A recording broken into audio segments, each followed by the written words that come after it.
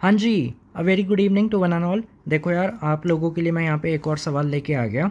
Again same, this is for the semester 4 econometrics and the chapter number is 10। Chapter 10 as पर the Gujarati. Chapter name is multicollinearity. और हमारे assignment wise देखा जाए तो multicollinearity is chapter number 7। Chapter 7 बनता है multi कोलिनैरिटी। Now जब आप ये क्वेश्चन देखते हो, this is one of the unsolved question of the references Gujarati. GNP at time period t is equal to beta 1 beta 2 mt plus beta 3 mt minus 1 plus beta 4 multiplied by the mt minus 1 plus mu t। Model देखने में तो लग रहा है पता नहीं है क्या है। m का मतलब मनी सप्लाई है at time period t, mt minus का मतलब मनी सप्लाई है t-1 टाइम पीरियड। ठीक है जी। अब होता क्या है, जब आप असाइनमेंट में देखते हो तो वहाँ पे ना उसका नाम लिखा होता है। ये फंक्शनल फॉर्म का क्वेश्चन है, ये डम्मी का क्वेश्चन है, ये हेट्रो का है, ये ऑटो का है, ये फलाने का है। तो आपका माइंडसेट वैसे चलता है, आपके दिमाग में सीधा एंट्री आ जाती है, अरे हाँ ये ऑटो कोरिलेशन का है तो ये प्रोसीजर होगा, डर्बिन वाटसन टेस्ट है, एच टेस्ट है, क्या लगाना है। हेट्रो का है तो उस अकॉर्डिंग दिमाग चलेगा, मल्टी का है तो उस अकॉर्डिंग। मगर एग्ज़ाम में तो आपको मिक्स क्वेश्चन मिलने हैं ना, इसलिए मैं बोलता हूँ जब आप असाइनमेंट वाले सारे क्वेश्चन कर लो तो एक बार मिक्स क्वेश्चन की प्रैक्टिस ज़रूर किया करो ताकि आपको कोई भी दिक्कत ना आए।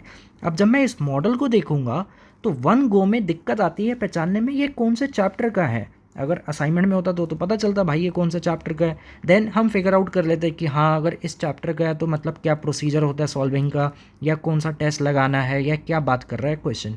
आओ ज़रा देखते हैं इसने क्या पूछा है।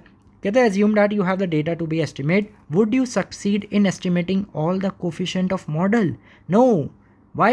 बिकॉज यहाँ पे जो ये तीसरा रिग्रेसर बैठा है ना, तीसरा बोले तो पहला रिग्रेसर, दूसरा, तीसरा। तीसरा रिग्रेसर किस फॉर्म में है? mt-1 की फॉर्म में, मतलब वो लीनियर कॉम्बिनेशन है इन दोनों वेरिएबल्स का।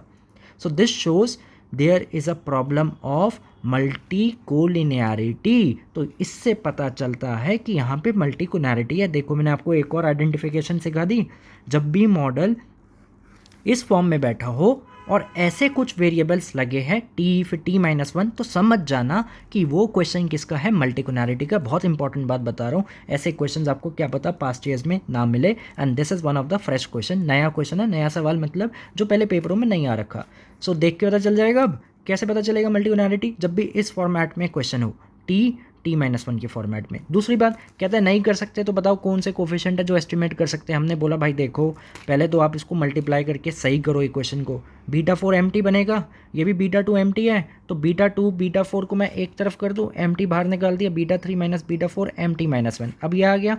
नाउ बीटा 2 प्लस बीटा 4 को अल्फा 1 लेट कर लिया, बीटा 3 माइनस बीटा 4 को मैंने अल्फा 2 लेट कर लिया, तो ये mt की वैल्यू, ये mt-1 अल्फा के साथ।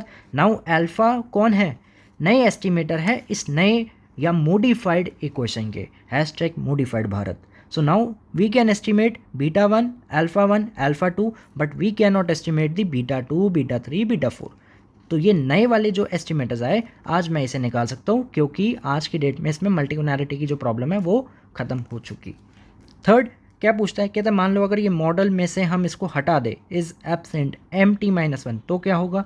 सेम बात है, all the parameters can be estimated uniquely. यही बात है जो अभी मैं बोल रहा था कि अब हम एस्टिमेट कर सकते हैं सारी चीज़ें, बिकॉज अब कोई भी परफेक्ट मल्टी कोलिनियरिटी नहीं है। ये बात का ख्याल रखना, we always say there should be imperfect multi collinearity. Imperfect multi collinearity का मतलब क्या है? जो आपका कोफिशिएंट ऑफ कोरिलेशन है वो -1 और +1 के बीच में वेरी करना चाहिए। It can be 0 but it should not be -1 और +1, मतलब perfect positive and perfect negative नहीं होनी चाहिए उसकी वैल्यू। अगर वो होती है तभी हम बोलते हैं कि मॉडल में किसकी प्रॉब्लम है, perfect multi collinearity. Imperfect multi collinearity चलता है, उससे हमें दिक्कत नहीं होती। दिक्कत कब आती है? जब परफेक्ट लगे, क्योंकि तब आप OLS निकाल ही नहीं सकते, वो नॉन डिटर्मिनिस्टिक फॉर्म बन जाती है। इसकी बात मैंने नॉर्मल क्लास में कर रखी है, ठीक है। So this is one of the important question from exam purpose. ये टाइप याद रखना, देख के पता चल जाएगा।